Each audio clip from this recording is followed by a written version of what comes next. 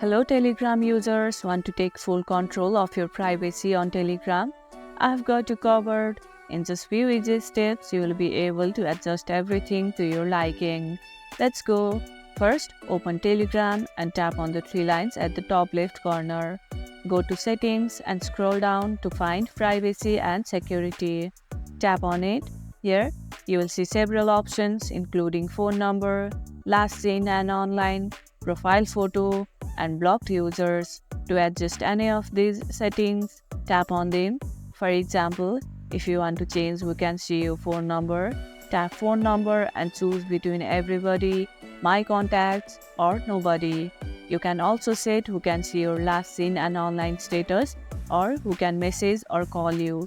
Each option offers a customizable list, so feel free to get specific with who can access your info. Do you like to keep your privacy tight? Let me know how you set up your privacy in the comments below. Once you have adjusted your settings, tap Save and your changes will be applied.